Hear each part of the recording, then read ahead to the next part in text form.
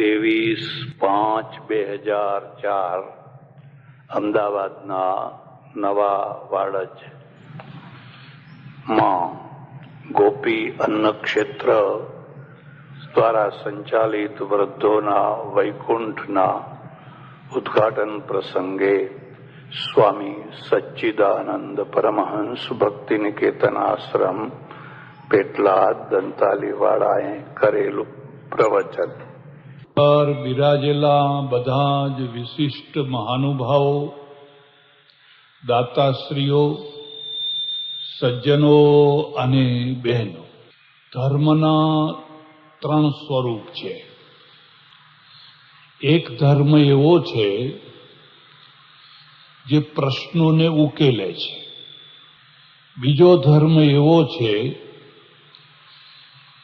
જે પ્રશ્નોની ઉપેક્ષા કરાવે છે.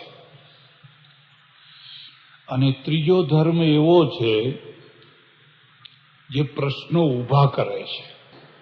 3માંથી તમને કયો ધર્મ મળ્યો છે? જે ધર્મ મળ્યો હશે એમાં પરિણામ તમારે ભોગવવાના થશે. સામાન્ય રીતે ઘણાને ખબર નથી હોતી, પણ ધર્મના એવા કેટલાય સ્વરૂપ છે જેમાંથી પ્રશ્નો ઊભા થાય છે.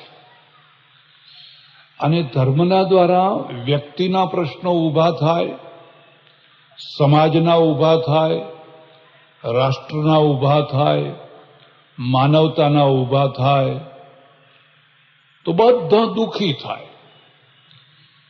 એક મુદ્દો યાદ રાખજો, પ્રશ્નોનું નામ જ જીવન છે. પ્રશ્નો વિનાનું જીવન હોતું જ નથી. જે જ્યાં આવે ત્યાં બેસી જાય, કોઈ આગળ ના આવે. પ્લીઝ પ્લીઝ બેસી. બધો સુધી બધા માણસોને એક જ વાત સમજાવવાની, પ્રશ્નો ઉકેલવા માટે જીવન છે. પ્રશ્નો વિનાનું જીવન હોતું જ નથી. તમે ગરીબમાં ગરીબ હોવ તોય પ્રશ્ન છે, અને શ્રીમંતમાં શ્રીમંત હોવ તોય પ્રશ્ન છે. ઝૂંપડાના પ્રશ્નો અલગ છે અને બંગલાના પ્રશ્નો અલગ છે. પગે ચાલનારના પ્રશ્નો અલગ છે અને ગાડીમાં બેસનારના પ્રશ્નો અલગ છે. પણ પ્રશ્નો વિનાનો કોઈ માણસ જ નથી. તમને કેવો ધર્મ મળ્યો છે? તમારા વ્યક્તિગત પ્રશ્નો ઉકેલે છે? તમારા સમાજના પ્રશ્નોને ઉકેલે છે? તમારા રાષ્ટ્રના પ્રશ્નોને ઉકેલે છે? ને ઉકેલે નહીં ત્યાં સુધી તો તોય ઠીક છે, પણ એ પ્રશ્નો ઊભા તો નથી કરતો ને. અને જો એ પ્રશ્નો ઊભા કરતો હશે, પ્રજા કદી સુખી ના થઈ શકે. આપણું એવું નિશ્ચિત માનવું છે, યતો ધર્મસ્તતો જય. જ્યાં ધર્મ હશે ત્યાં જય હશે. જય એટલે સુખ હશે, શાંતિ હશે, સુખ શાંતિ હશે. પણ જ્યાં ધર્મ નહીં હોય ત્યાં સુખ શાંતિ નહીં હોય. ઉલટું કરી દઈએ તો એમ પણ કહેવાય, જ્યાં સુખ શાંતિ નહીં હોય ત્યાં ધર્મ નહીં હોય. મારે અમેરિકા જવાનું થયેલું. અમારે ચડોતરના જ ઓળખીતા એક સજ્જન, એમના ત્યાં ઉતરવાનું થયું. 82 વર્ષના વૃદ્ધ માણસ, એમને 5 દીકરા. કોઈ દીકરો રાખવા તૈયાર નહીં, કોઈ એમને રાખવા તૈયાર નહીં. આપણે ઘણીવાર એમ કહીએ છીએ કે છોકરા બધા બગડી ગયા છે. થોડીક વાત સાચી હશે, પણ કેટલીક વાર વૃદ્ધોય બગડી ગયેલા હોય છે. એ વાત આપણે ભૂલી જઈએ છીએ કે બધા વૃદ્ધો કંઈ ડાયા ડમરા નથી હોતા. હવે એક છોકરો એવો, અને એની ઘરવાળી પણ એવી સંસ્કારી, મને કે અમે રાખીએ છીએ. મેં કહ્યું તમને વાંધો શું છે? કેમ લોકો એમને રાખતા નથી? મને કે બીજો કોઈ વાંધો નથી, અમે 10 વાગે 8 વાગે 2 જણા જોબ કરીને આવીએ, નાહે ધોઈએ, રસોઈ બનાવીએ, જમીએ, 10 સાડા 10 થઈ જાય, પછી સૂઈ જઈએ. બીજા દિવસે પાછું ઉઠીને 5 વાગે જવાનું હોય. હવે અમારા બાપા છે ને એ 2 વાગે ઉઠી જાય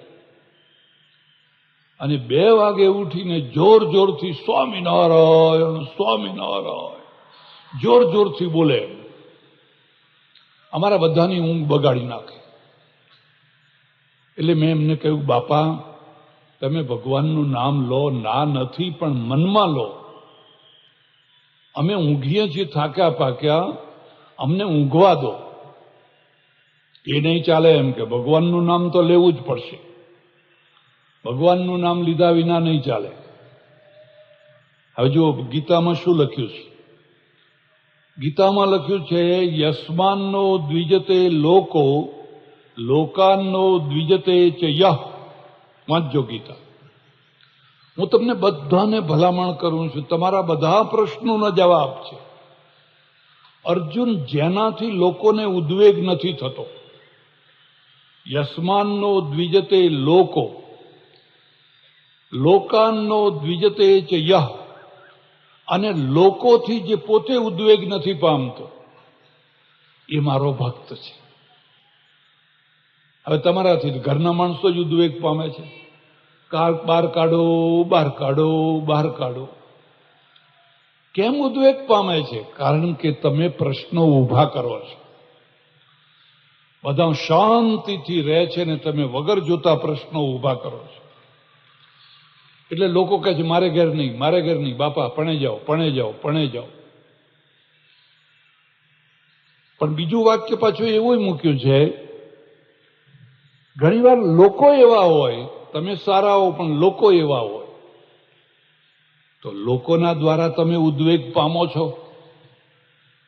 એક મુદ્દો યાદ રાખજો, 100% સારો પડોશી મળવો દુર્લભમાં દુર્લભ છે.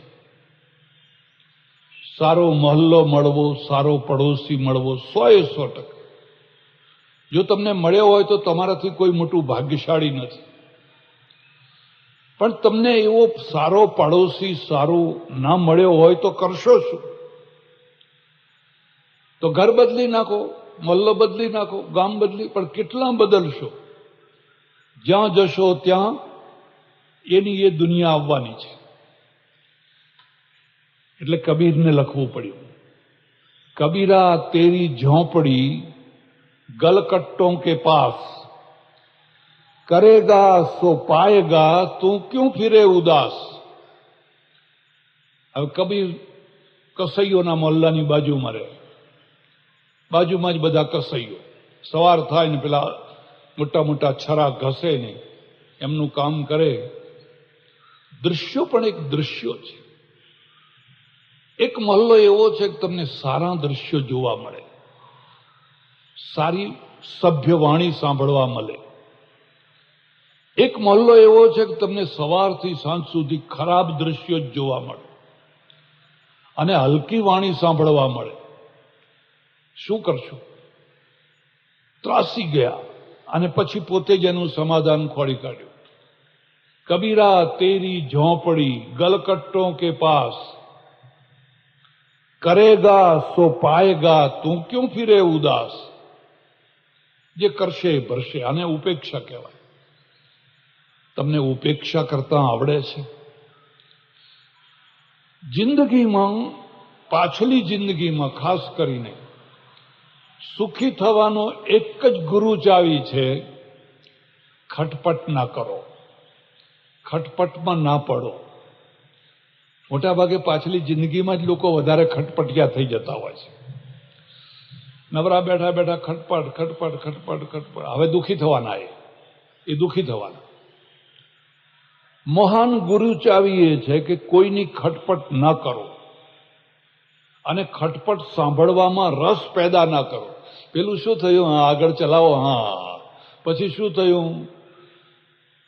બસ તમારા ઘણા દુશ્મનો શાંત થઈ જશે. એટલે તમે પ્રશ્નો તો ઊભા નથી કરતા, ધર્મ એવો તો નથી કે બીજાના માટે પ્રશ્નો ઊભા કરાવે છે, અને જો બીજાના માટે ને પોતાના માટે એ પ્રશ્નો ઊભા કરાવશે તો એ ધર્મના દ્વારા તમે સુખી નહીં થઈ શકો. મારે કોઈ ધર્મનું નામ નથી લેવું, પણ હું તમને એટલું જ પૂછું કે તમે તમારા ધર્મને પૂછજો. એ વ્યક્તિના પ્રશ્નો ઉકેલે છે, એ સમાજના પ્રશ્નો ઉકેલે છે, એ રાષ્ટ્રના પ્રશ્નો ઉકેલે છે. અને જો એ ના ઉકેલતો હોય ત્યાં સુધી તો તોય ઠીક છે, પણ એ એના માટે પ્રશ્નો ઊભા કરે છે તો એમ સમજવાનું કે તમને ધર્માભાસ હાથમાં આવ્યો છે. નાવ નથી, પથ્થરો છે. આકાર નાવનો છે, પણ છે પથ્થરો, ને ડૂબાડશે. એક બીજું રૂપ છે જેમાં ધર્મ છે એ તમને ઉપેક્ષા કરતા શીખવાડે છે. એમ કે છે કે આ બધામાં પડવું જ નહીં. આ બધું જેટલું પડશો એટલા વધારે દુઃખી થશો. તમે દ્રષ્ટા થઈ જાઓ, અલગ થઈ જાઓ, અલગ થઈને જીવો. અને આ એક પ્રકારથી પલાયનવાદ છે. આ પલાયનવાદ છે. તમારા પડોશીના ઘરમાં આગ લાગી છે અને તમે બેઠા બેઠા ચૂપચાપ જોયા કરો. આ અધ્યાત્મ નથી, આ દ્રષ્ટાપણું નથી, આ પલાયનવાદ છે. મિથિલાયામ પ્રદગ્ધાયામ નમે દહ્યતિ કિંચન. અમે સાધુઓ વારંવાર આ વાત સમજાવીએ છીએ. જનકને જ્યારે કહેવામાં આવ્યું કે આખી મિથિલા નગરીમાં આગ લાગી છે, તો જનકે જવાબ આપ્યો કે આગ લાગી હોય તો લાગે, પણ મારું કંઈ બળતું. મિથિલાયામ પ્રદગ્ધાયામ નમે દહ્યતિ કિંચન. બાકી બધા દોડ્યા, ઉઠ્યા, ભાગ્યા. અને જે ઉઠ્યા અને જે ભાગ્યા એની ઠેકડી ઉડાડવામાં આવી. ક્યાં ગયું તમારો ત્યાગ? ક્યાં ગયું તમારું અધ્યાત્મ? જનક એમને બેઠો છે અને લોકો કે વાહ, કેટલો ત્યાગ, કેટલો ત્યાગ, કેટલો ત્યાગ, કેટલી અનાસક્તિ. હવે મારે તમને એક જ પ્રશ્ન પૂછવાનો કે આ સિદ્ધાંત અમદાવાદના પેલા આગ ઓલવનારા બંબાવાળા એ પહોંચી જાય અને આગ ઓલવનારા જે બંબાવાળા છે એમ કે અમદાવાદમાં કોઈ ઘર બળતું હોય તો બળે, એમાં મારું કંઈ બળતું, તો તમને કેવું લાગે? તો એનું અધ્યાત્મ તમને કેવું લાગે? અધ્યાત્મ પલાયનવાદનું રૂપ ધારણ કરીને આવે. ખરેખર જનકે ઊભા થવું જોઈએ સૌથી પહેલા. ઉઠો ભાઈઓ, ચાલો ઘડો પાણી લઈ લો અને ઓલવો, એ આગને ઓલવો. રાજા જો ઊભો થઈ જાય તો પ્રજા આપોઆપ ઊભી થઈ જાય ને બધા કામે લાગી જાય. પણ રાજાએ કહ્યું બળતું હોય તો બળે, એમાં મારું કંઈ બળતું. એનો અર્થ એ છે કે મારું બળતું હોય તો જ હું ઊભો થઉં, મારું ના બળતું હોય તો મારે કશું કરવાનું રહેતું. પ્રશ્નોથી ભગાડનારો ધર્મ, જેનાથી તમારા પ્રશ્નો અકબંધ એમને એમ રહે છે, અને એના કારણે એ પ્રશ્નો તમને જંપીને રહેવા નથી દેતા. આ મુદ્દો યાદ રાખજો. જ્યાં સુધી પ્રશ્નોનું અસ્તિત્વ હશે, તમે લાખ પ્રયત્ન કરો તમને શાંતિ નહીં મળે. તમે નાક પકડો, તમે યોગ કરો, તમે શિબિરો ભરો, તમે કરોડ પ્રયત્ન કરો, અમારા માથા ઉપર 5 લાખ રૂપિયાનું દેવું છે. ધાક ધાક ધાક ધાક દેવું હળગી રહ્યું છે. હું કહું કલાક 2 કલાક ધ્યાન કરો, તો ધ્યાન કરવાથી એ પ્રશ્ન ઉકેલાવાનો નથી. તમને કદી શાંતિ નહીં મળે, એ ખોટી વાત છે. એ તો ક્લોરોફોર્મ છે. કલાક 2 કલાક તમને જરા આમ ક્લોરોફોર્મની માફક, પણ પ્રશ્ન તો ઊભો જ છે. એનો સાચો ઉપાય એ છે કે તમે 5 લાખનું દેવું ચૂકતે કરો. બસ, પછી તમને ઘસઘસાટું ગાવવાની છે. એટલે એક ધર્મ એવો છે જે લોકોને પ્રશ્નોથી ભગાડે છે. ભાગો ભાગો, આપણે કંઈ લેવા દેવા નથી. અને આ ભગાડવાનું પણ નિમિત્ત છે. એક નિમિત્ત તો એ છે, આપણાથી કશુંય ના થાય, શેકેલો પાપડ એ ના ભાગે. એ તો મારો વાલો અવતાર લેશે અને અવતાર લઈને બધું સારું કરી આપશે. જ્યાં સુધી ભગવાન અવતાર ના લે ત્યાં સુધી તમારાથી કશું થાય નહીં ને કશું કરવાનું નથી. એટલે આપણે બધા ભેગા થઈને ભગવાનને રોજ અવતાર લો, અવતાર લો, અવતાર લો એમ પ્રાર્થના કરી. યુગાન્ડાનું કંપાલા શહેર, અને કંપાલામાં હું રહું, ત્યાંનો જે સમૃદ્ધમાં સમૃદ્ધ એરિયા એને કનીની કહેવાય. બધા શહેરોમાં જુદા જુદા મથાવટીવાળા એરિયા હોય, બધા મોહલ્લા એક સરખા ના હોય. એક મોહલ્લો એવો હોય ને કે તમને જોયું મકાન ના મળે, અને એક મોહલ્લો એવો હોય કે સસ્તામાં સસ્તા ભાડાનું મકાન મળે. પણ જો એમાં રહેવા ગયા તો બૈરું ખોઈ બેસશો, છોકરી ખોઈ બેસશો, બધું ખોઈ બેસશો. એ મોહલ્લો એવો છે, એની મથાવટી એવી છે. તો એ શ્રીમંતમાં શ્રીમંત મોહલ્લો, લગભગ બધા ઘર આગળ મર્સિડીઝ પડી હોય. એક જગ્યાએ સાંજે જવાનું થયું, ઘરના બધા ભેગા થઈને ડોશી હતા, એ મને કે મહારાજ હવે ભગવાન અવતાર ક્યારે લેશે? મેં કહું માજી તમારે ઉતાવળ કેમ આવી છે? મને કે અહીં રોજ રાત્રે ગુંડા લોકો આવે છે અને આ મર્સિડીઝની ચાવી માગી ને પાઉન્ડ માગી અને થોડી મારપીટ કરીને પછી જતા રહે છે. ફળ ફળ ફળ ફળ ફળ જીવીએ છે. તો મેં કહું આટલા 200 ઘર છે ને? 200 ઘર ખરા, પણ એ તો બધા બારીમાંથી એમ જોયા કરે, હવે શું થયું, હવે શું થયું, હવે શું થયું, બારીની તિરાડમાંથી જોયા કરે. ડોશીમાં મને કે મેં એવું સાંભળ્યું છે કે ભારતમાં ભગવાનનો અવતાર થઈ ગયો છે. મેં કહ્યું તમે સાંભળ્યું એ અધૂરું સાંભળ્યું છે. અત્યારે ભારતમાં 950 જીવતા ભગવાનો છે. 950 અમે ગણ્યા હતા. 2-5 મારા ઓળખીતા છે, 2 તો ગુજરી ગયા, હજુ 3-4 જીવે છે. એ ગુજરી ગયા એમાં એક ભગવાનને મેં એક દિવસ પૂછેલું, મેં કહ્યું તમે આ ભગવાન શું કામ કેવડાવો છો? મહાત્મા કેવડાવો, સંત કેવડાવો, સાધુ કેવડાવો, ભગવાન શું કામ કેવડાવો છો? મને કે તમે સમજતા નથી. સાધુ થઈએ, સંત થઈએ, મહાત્મા થઈએ તો બધા નિયમ પાળવા પડે, બધા નિયમમાં રહેવું પડે. અને એકવાર તમે ભગવાન થઈ જાઓ પછી જે કરો એ બધી લીલા કહેવાય. ભગવાને લીલા કરી, ભગવાને લીલા કરી, ભગવાન મજા આવે મને. મેં કોઈ એક નહીં, 950 ભગવાનો છે. અને આ ભગવાનો પ્રશ્નો ઉકેલતા નથી, પ્રશ્નો ઊભા કરે છે. અને એમના ઊભા કરેલા પ્રશ્નોમાં લોકો દુઃખી થાય છે. મેં કહ્યું તમે એવું ના કરો કે એક ઘરમાં કોઈ આવે મર્સિડીઝ લેવા માટે, તો આ 200 ઘરવાળા ભેગા થઈ અને એના ઉપર તૂટી ના પડો. પણ કે કોઈ બહાર નીકળે તો ને, કોઈ બહાર ના નીકળે, બધા ઘરમાં પૂરાઈ રહ્યા હોય, જોયા કરે. હવે ગયા, પછી ગયા પછી કે હવે બહાર નીકળો.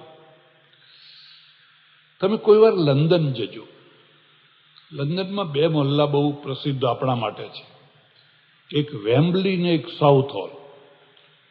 વેમ્બલીમાં બધા ગુજરાતીઓ જ ગુજરાતીઓ, તમને એમ જ લાગે કે જાણે ગુજરાતમાં આવી ગયા હોય, ગુજરાતીઓ જ ગુજરાતીઓ. અને ગુજરાતી બહેનો હોય એટલે સોનાના અછોડા તો હોય જ. સોનાના અછોડા પહેરી મટક મટક મટક બધી બહેનો આમ ચાલતી હોય. હવે અછોડા હોય તો અછોડા તોડનારાય હોય. તમે અછોડા પહેરો અને અછોડા તોડનારા ના આવે એ તો પછી બને નહીં. એટલે અછોડો તોડીને એક માણસ જાય, બિંદાસ્ત જતો હોય, પેલો જાય પોલીસ પોલીસ પોલીસ પોલીસ જતો રહે. 2, 4, 5 દાડે એક અછોડો તૂટે, એક અછોડો તૂટે. હવે સાઉથ હોલ છે ને એમાં બધા શીખો રહે, ગુજરાતીઓ નહીં, બધા શીખો રહે. આ અછોડા તોડનારાઓએ ત્યાં પણ કસબ કરવા માંડ્યો. એક શિખર બેનનો અછોડો તોડ્યો ને 8-10 શીખો ભેગા થઈ ગયા હોકી લઈને, તૂટી પડ્યા. પોલીસ આવે એના પહેલા જ વ્યવસ્થા કરી દીધી. 2-3 વાર આવું કર્યું ને હવે કોઈ અછોડો તોડનારો નથી. બેયમાં શું ફરક છે ખ્યાલ આવી ગયો? બેયના ઘડતરમાં શું ફરક છે? એટલે મેં સૂત્ર આપ્યું, વીરતા પરમો ધર્મ. વીરતા પરમો ધર્મ. તમારી ગાડી લૂંટીને કોઈ જતું હોય, તમારો અછોડો તોડીને કોઈ જતું હોય, 50-100-200 માણસો જોયા કરતા હો તો તમે કાયર છો. એક સાથે બધા ઊભા થઈ જાઓ. જુઓ પરિણામ જુઓ. પેલા એ માણસ છે પણ ગુરુ ગોવિંદસિંહે એમનું આવું ઘડતર કર્યું, અને આપણને જે ગુરુ મળ્યા એમણે આવું ઘડતર કર્યું કે પૂર્વ જન્મનો માગતો તો લઈ ગયો. પૂર્વ જન્મનું કંઈ લેણા દેણીનું બાકી રહી ગયેલું માગતો હતો એટલે એ તો પછી રડો છો શું કામ? આપણને ગુરુ આવા મળ્યા, પેલાને ગુરુ એવા મળ્યા. હોકી રાખો, આમ હાથ કરો એટલે તરત હાથમાં આવવી જોઈએ અને સીધા તૂટી પડો. જો ફરી કોઈ અછોડો તોડવા આવે છે, આ પાપ નથી, આ વીરતા છે. પાપને અટકાવવાનો રસ્તો છે. તમને કેવો ધર્મ મળ્યો એના ઉપર આધાર છે. એટલે એક પલાયનવાદ આવ્યો. બસ ભાગો, બધી વસ્તુઓથી ભાગો. ભગવાન અવતાર લેશે અને પછી બધું સારું કરી આપશે. એક વાત. બીજી વાત, એ તો જે નસીબમાં લખ્યું હોય એ જ થાય. એ લેણા દેણીના એના કંઈક સંબંધ હશે તે લઈ ગયો. બધું જ જે વાત વાતમાં પ્રારબ્ધ, વાત વાતમાં નસીબ, અને વાતને ઠંડી કરી દેવાની. હું એક જગ્યાએ પ્રવચનો કરું ચાતુર્માસમાં. એક સજ્જન રોજ સામે આવીને બેસે, 3-4 દિવસ દેખાયા નહીં. મેં કહ્યું પેલા ભાઈ આવતા નથી, મૂળજીભાઈ, અને કે તમને ખબર નથી એમનું ગજવું કપાયું. બેંકમાંથી ખાતર લેવા માટે 3,500 રૂપિયા લઈને નીકળ્યા અને બહાર નીકળતા જ ગજવું કપાઈ ગયું. ગયા, બહુ દુઃખી છે. પછી મેં એમને બોલાવ્યા. મેં કહ્યું શું થયું? મને કે આવું થયું સ્વામીજી. એટલે મારે તો કથા સાંભળવાનો મૂડ જ બગડી ગયો. હવે કેવી રીતે મૂડ લાવવો અમને? પણ પછી એને એ કહે છે કે હશે એ તો ગયા જન્મનો માગતો હતો તે લઈ ગયો. હવે સમાધાને થઈ ગયું. એ પછી બેંકમાંથી રોજ ગજવા કપાવાના, કારણ કે બેંકમાં કોઈ એવો જાણભેદુ માણસ ભળેલો હોય. પ્રશ્નો નહીં ઉકેલાય. તમે પ્રશ્નોથી ભાગો છો, પલાયનવાદી છો. તમારું ગજવું કપાયું તો કપાયું, પણ 5, 10, 15, 20 માણસ વોચ ગોઠવી દો, બેંકમાં જુઓ, આમ જુઓ, અને ફરી કોઈ ગજવું કાપનારો હોય ને બરાબર પકડો. 2 વાર 3 વાર આવો, બસ પછી શાંત. એટલે આપણા ત્યાં ગીતામાં ખાસ શબ્દ લખ્યો છે, ધર્મ સંસ્થાપનાર્થાય. આ શબ્દ ઉપર ધ્યાન દેજો. ધર્મ સંસ્થાપનાર્થાય. ધર્મની સંસ્થાપના એવો અર્થ નથી ચાદર બિછાવી દે એટલે ધર્મ આવી ગયો. એનો અર્થ એવો છે કે પ્રજાની અંદર એવી શક્તિ ઊભી કરવી કે જે અધર્મનો એ પ્રતિકાર કરી શકે. અને જો પ્રજા અધર્મનો પ્રતિકાર ના કરી શકે, ધર્મની કદી સ્થાપના થઈ જ ન શકે. તમે એમ માનો કે ઉપરથી ભગવાન આવે ને ચાદર બિછાવી લો, ધર્મની સ્થાપના થઈ ગઈ. એ ખોટી વાત છે. તમારા અંદર એક એવી શક્તિ ઊભી કરે કે તમે અધર્મનો પ્રતિકાર કરો, અધર્મનો વિરોધ કરો. 1 વાર, 2 વાર, 5 વાર, 10 વાર, બસ પછી ધર્મની સ્થાપના થઈ ગઈ. ત્રીજો ધર્મ જે એવો છે એ ધર્મ પ્રશ્નોને ઉકેલે છે.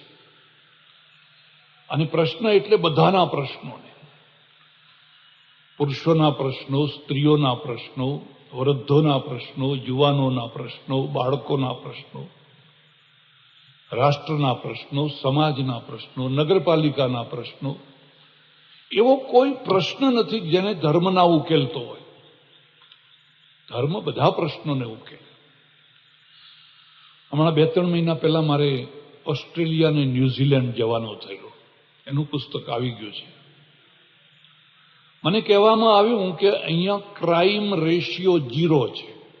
ક્રાઇમ થતો જ નથી. ન્યૂઝીલેન્ડમાં અમે રણ જોવા ગયા ને ઓસ્ટ્રેલિયામાં પિનાકલ બધા શિવલિંગ જેવા બધા પથરા ઉભેલા. બળ બળ બળ કરતા રણની અંદર એક કેબિન ને કેબિનમાં એક જુવાન છોકરી બેઠી, 22-24 વર્ષની. બધાને ટિકિટો આપે. મેં કહ્યું, તને બીક નથી લાગતી? આવા રણમાં કોઈ માણસ નથી, આ કેબિનમાં તું એકલી બેઠી છે. મને કે બીક છે નહીં, અહીંયા કોઈ ક્રાઇમ છે જ નહીં, રેપ તો થતો જ નથી. એમ કે 5 વાગશે એટલે હું મારી ગાડી લઈને ચાલી જઈશ. 5 વાગ્યા પછી જે રણ જોવા આવશે એ અહીંથી ટિકિટ લેશે ને આ બોક્સમાં પૈસા નાખશે ને પછી રણ જોવા જશે, કોઈ માણસ વિના. હવે આનાથી વધારે કયો સતયુગ જોઈએ? આનું નામ જ ધર્મની સ્થાપના. જેને આપણે ધર્મની સ્થાપના કહીએ છીએ એ સ્થાપના ત્યાં થઈ ગઈ છે. અમારે ત્યાં કોઈ ક્રાઇમ થતો જ નથી, પોલીસ નવરી છે. અને આપણા પેપર તમે જુઓ તો એક પેપર વાંચવાનું મન ના થાય, એમ થાય કે ફાડીને ફેંકી દો આ પેપર. ધર્મની સ્થાપના ક્યારે થાય? પ્રજા પોતે જ્યારે અધર્મનો પ્રતિકાર કરતા થઈ શકે ત્યારે. વધારે ચર્ચા નહીં કરું તમારી પાસે. તો બધા પ્રશ્નો છે. બાળકોના પ્રશ્નો ઉકેલાય છે, યુવાનોના પ્રશ્નો ઉકેલાય છે, વૃદ્ધોના પ્રશ્નો ઉકેલાય છે. જેના પ્રશ્નો નહીં ઉકેલાય એ અશાંતિ ઊભી કરશે. અશાંતિનું મૂળ ક્યાં છે? પ્રશ્નો નથી ઉકેલાતા એટલે લોકો અશાંતિ કરે છે. તમે દિલ્હીમાં જઈને જુઓ, હમણાં મોટા મોટા નેતાઓ પ્રશ્નો ઊભા કરે છે. મોટા મોટા માણસ બધા જ મહાન, આ ખાતું આપો તો જ લેવું છે, આ ખાતું નહીં આપો તો નથી સોગંદ લેવા આવે કો. એટલે ભાઈ, એ તો પ્રધાનમંત્રીને જે ગમે એ ખાતું આપે, તમે શા માટે આવી હઠ કરો છો? ત્રાગા કરે છે. અને ત્રાગા કરવામાં જરાય શરમ નહીં, સંકોચ નહીં, કંઈ જ નહીં કે તમે ભૂંડા દેખાવ છો. કોઈને કંઈ સંકોચ નથી થતો. અને નવાઈ એ છે કે આવા ત્રાગા કરનારા ફાવી જાય છે, જે કશું નથી બોલતા એ બિચારા નુકસાનમાં રહી જાય છે. બોલે એના બોર. જો તમે ત્રાગુ ના કરો ને ચૂપચાપ બેસી રહો તો કે ચાલે, આ તો સીધો માણસ. યાદ રાખજો, શનિદેવની પૂજા થાય, સોમની, મંગળની, ગુરુની પૂજા ના થાય. પૂજા થાય પાછળથી થાય નવગ્રહો, પણ પહેલી પૂજા શનિની થાય. શનિનો અર્થ તમે સમજ્યા? જે નડે એ શનિ. જેને નડતા નથી આવડતું એ તો કે હા તો ઘરના માણસ છે, કઈ એને તો સાચવી લઈશું આપણે. એ ચાણક્ય લખવું પડ્યું છે, બહુ સીધા ના થાઓ. ગત્વા પશ્ય વનસ્થલીમ, જાઓ જંગલમાં જઈને જુઓ. સરલાસ્તત્ર છિદ્યંતે કુબ્જાસ તિષ્ઠંતિ પાદપા. જંગલમાં જઈને જુઓ, જે સીધા લાકડા છે ને, બીજું સીધા એને જ લોકો કાપે છે. હા, આ લાકડું સારું છે. કુબ્જાસ તિષ્ઠંતિ પાદપા, જે વાંકાચું જવા દો ને, એને કઈ કામમાં નહીં આવે, એને કોઈ અડતું જ નથી. કુબ્જાસ તિષ્ઠંતિ પાદપા. એટલે પ્રશ્નો ઊભા કરે છે. અને જે સીધા સાદા છે તો કે લોકો બરાબર બરાબર, કઈ વાંધો નહીં, આપણે એમને બહુ સાચવવાની જરૂર નથી. તમે વૃદ્ધોના પ્રશ્નોને ઉકેલી શકો છો. એક વાત યાદ રાખજો, પ્રાચીન કાળમાં આ સંસ્કૃતિ બહુ સારી હતી અને બધા પ્રશ્નો ઉકેલાતા હતા, એ ખોટી વાત છે. એ વાત સાચી નથી. પ્રાચીન કાળમાં આજના કરતાં પણ વધારે પ્રશ્નો હતા, પણ ઉકેલાતા નહોતા. એટલે લોકો દુઃખી થઈને જીવતા. કેટલાય વૃદ્ધોને, કેટલીય ડોશીઓને મેં દુઃખી થતા જોઈ છે. બહુ ખાવા નથી આપતી, છોકરાનું ચાલતું નથી, એવી ડોશીઓ મેં જોઈ છે, એવા ડોસાઓ મેં જોયા છે. પડોશી ના આપી શકે, પડોશી આપે તેની ખેર નહીં. પછી અનાથ બાળકો હતા, પણ અનાથ આશ્રમો નહોતા. વૃદ્ધો હતા, પણ વૃદ્ધાશ્રમો નહોતા. બહેનોના પ્રશ્નો હતા, પણ બહેનોની કોઈ સંસ્થા નથી. લો અહીં ભરત કરો, સિલાઈ કરો, હાજર 50 રૂપિયા લઈ જાય, એવી કોઈ સંસ્થા નથી. બધા જ પ્રશ્નો ભડકતા હતા અને પ્રશ્નોમાં લોકો દુઃખી થતા હતા. સમય આવ્યો, જાગૃતિ આવી, ખાસ કરીને આઝાદી પછી, અને એમાં બધા પ્રશ્નો ઉકેલાવા માંડ્યા. ધર્મનું મુખ પ્રશ્નો તરફ કરવામાં આવ્યું. હમણાં કહેવામાં આવ્યું કે આપણા ગુજરાતના વ્યારે એવું ના બોલો, મને સંકોચ થાય. આપણે તો પામર પ્રાણી છીએ, સામાન્ય માણસ છીએ. ક્યાં વિવેકાનંદ અને ક્યાં સચ્ચિદાનંદ, એની કોઈ તુલનાય ના થઈ શકે. મોઢું ફેરવાયું અને કહ્યું પ્રશ્નો ઉકેલો. અસ્પૃશ્યતાના પ્રશ્નો છે, સ્ત્રીઓના પ્રશ્નો છે, ફલાણા પ્રશ્નો છે, અને પ્રશ્નો ઉકેલાવા માંડ્યા. 50-55 વર્ષ એમનેમ નથી ગયા, ઘણું સારું થયું છે. એમાં સૌથી મોટા પ્રશ્નો વૃદ્ધોના અમેરિકામાંય છે, યુરોપમાંય છે, ન્યુઝીલેન્ડમાં, ઓસ્ટ્રેલિયામાંય છે, અને અહીંયા છે. પણ ત્યાંના ઉકેલ જુદા છે, અહીંના ઉકેલ જુદા છે. ત્યાં આર્થિક પ્રશ્ન નથી. કોઈ વૃદ્ધને એવી ચિંતા નથી કે પૈસા વિના શું કરીશ. સરકાર પાસે એટલો બધો પૈસો છે કે વૃદ્ધોને ખૂબ પૈસા આપે છે. કોઈ શેઠિયા રહે એવા ફ્લેટ એમને રહેવા આપે છે, વોર્ડન આપે છે, કામ કરનારા માણસો આપે છે, ખાવાનું પીવાનું. તમે સિગરેટ પીતા હોય તો સિગરેટ મળે, બિયર પીતા હોય તો બિયર મળે, ટીવી જોતા હોય તો ટીવી મળે, તમારે જે મેગેઝિન જોઈતા હોય તમને સરકારમાં બધું તમને સરકાર આપે છે. પણ ત્યાંના એક બહુ મોટા પ્રશ્નો શું છે? વેક્યુમ, ખાલીપણાનો. વૃદ્ધ એકલો છે, ડોસો એકલો છે, ડોસી એકલી છે, પરિવાર છે ખબર નહીં ક્યાંય ઉડી ગયા પક્ષીઓ, હવે કોઈ કોઈનું નથી. અને આ એકાકીપણું છે ને, એ મહા દુઃખદાયી છે. તમે વૃદ્ધાશ્રમમાં જઈને જોજો, ખાવા પીવાની કોઈ તકલીફ નથી, પણ માણસની હૂંફ નથી. માણસને માણસ જોઈએ. અને એટલો મુદ્દો યાદ રાખજો, માણસના સુખ જેવું કોઈ સુખ નથી, ને માણસના દુઃખ જેવું કોઈ દુઃખ નથી. જો તમને સારું માણસ મળ્યું ને, ઝૂંપડીમાં સ્વર્ગ આવી ગયો.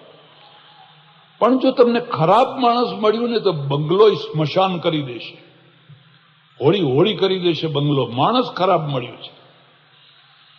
મુશ્કેલી એ છે કે નથી એને રાખી શકાતું, નથી એને કાઢી શકાતું. પેલા લોકોના ત્યાં સગવડ સારી છે, કાઢવું હોય તો કાઢી મૂકો, જલ્દી છૂટા થઈ શકો. અહીંયા નથી રાખી શકાતું, નથી કાઢી શકાતું. દુઃખી થઈ ગયા છે.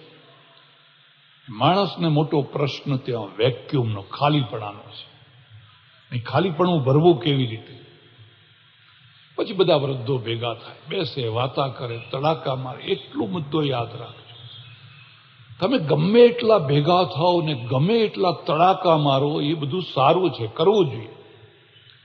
પણ જ્યાં સુધી તમને આત્મીય સંબંધ ના મળે ત્યાં સુધી વેક્યુમ રહેવાનું.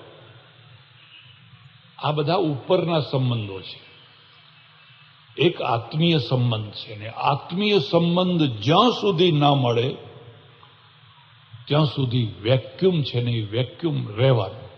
અને બધાને મળતું નથી, ત્યાં મોટો પ્રશ્ન એ થાય છે. મારા ઓળખીતા એક સજ્જન જોબ કરી અને છૂટે એટલે સીધા વૃદ્ધાશ્રમમાં જાય. અડધો કલાક બધાની સાથે બેસીને પછી મારી પાસે આવે. એક દિવસ બહુ મોડા આવ્યા. મેં કહ્યું કેમ આજ મોડું થઈ ગયું? મને કે એક વૃદ્ધ છે ને મરણ પથારીએ હતા. મને લાગ્યું કે હવે અડધો કલાક 2 કલાક માંડ કાઢશે, એટલે હું એની આગળ બેઠો. બેસજો. બીમાર માણસની પથારીએ અને મરણ પથારીએ જઈને બેસવું એનાથી મોટું કોઈ પુણ્ય નથી. માણસ બીમાર છે, એના માથા ઉપર હાથ ફેરવો, એના શરીર ઉપર હાથ, હાજો થઈ જશે, સારું થઈ જશે. એ થાય કે ના થાય, તમારું આશ્વાસન બહુ મોટું મલમ છે. એના જેવું કોઈ પુણ્ય નથી. માણસ છેલ્લી ઘડીએ ડચકા લઈ રહ્યો છે. બોલ, તારી જે ઈચ્છા હોય પાછળથી અમે પૂરી કરશું. પણ લોકો બે જગ્યાએથી ભાગે. જાય ક્યાં? જ્યાં લગ્નગાળો હોય ત્યાં. કે છે જમણવાર હારો છે, પહોંચી જાઓ. એટલે પણ તને નોતરું તો નથી કે નોતરાની જરૂર જ નથી. આ પાટીદારનું છે ને, પાટીદારના ત્યાં પાસ ના હોય. એટલે જેને જેમ પેસવું હોય એમ, જેમ લાભ લેવો હોય એમ લો. અમારે ચડોતરમાં તો એવી દશા છે, એક સાથે એક જ ગામમાં 4-5 જાનો આવી હોય તો જે પહેલી જાન આવી હોય ને એ તપાસ કરે કે કયા રસોડામાં સારી રસોઈ છે. એટલે હોય જાન પેલા રસોડાની પણ બેહી જાય આના બિચારાનું, અને પેલાનું વધી પડે ને અહીં ખૂટાડી દે બધું. આવી સંસ્કૃતિ છે આપણી. આની આબરૂ લેવી છે ને પેલાનું બધું એમને પડ્યું રહે કે આને તો ગુલાબજાંબુ ને રસગુલ્લા ને એવું બેસ કહેવાય. રાવજીભાઈ અહીં જ આવી જાઓ આપણે. હવે તો કોઈ પૂછે નહીં કે કઈ જાનનો છે, કઈ જાનનો નથી. પેલી જાન જો મોડી આવી તો ગયું પછી કામ થયું. એટલે હું એ વૃદ્ધની પાસે બેઠેલો.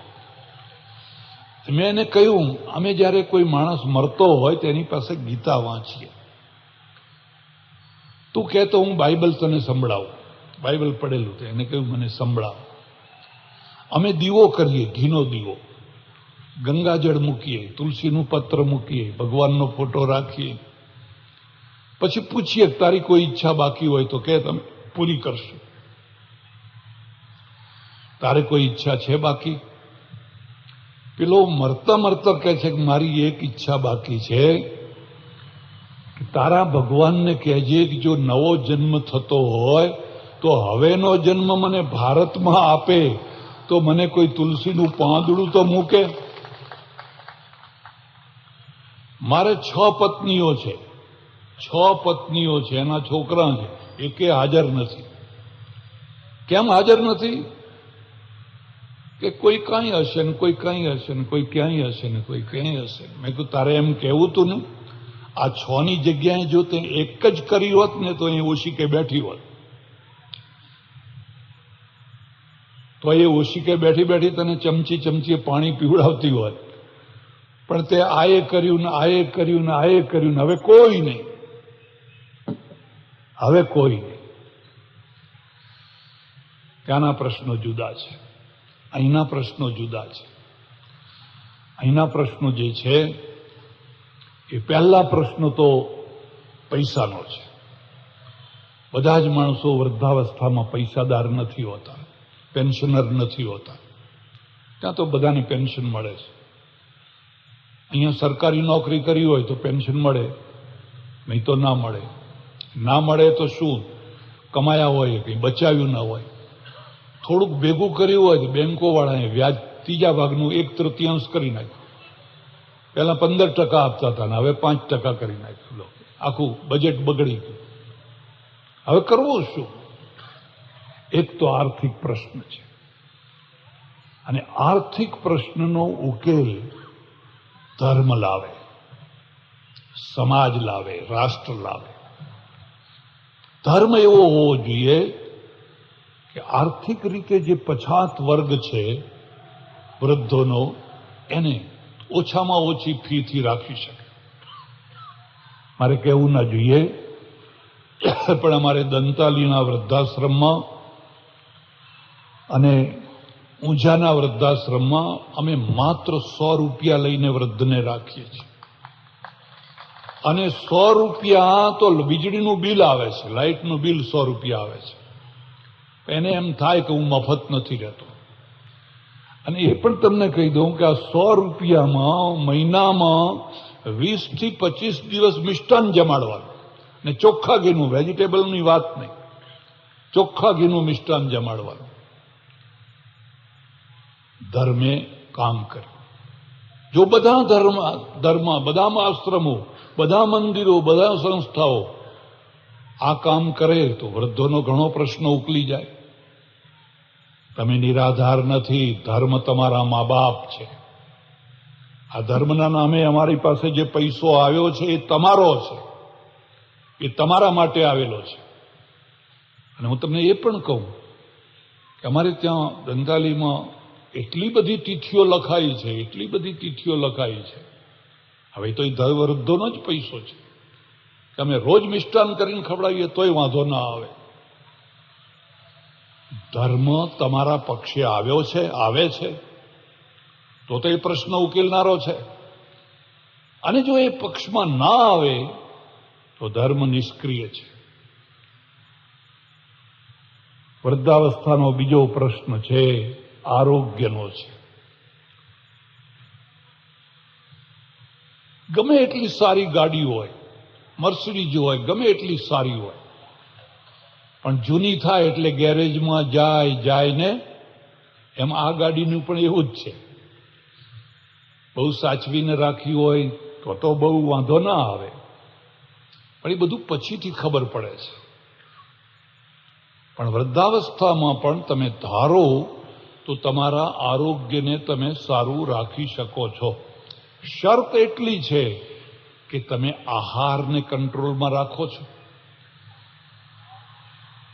અક્રાંતિયા થઈને તમે જમતા નથી, માપસરનું જમો છો, થોડાક ભૂખ્યા રહો છો, કશો વાંધો નહીં આવે, 5 વર્ષ વધારે જીવશો. પણ શ્રીખંડ છે ને આવવા દો, ભજીયા છે ને આવવા દો, કેરીનો રસ છે, અરે આ તો સિન્થેટિક છે, કારણ કે વાંધો નહીં, આવવા દો.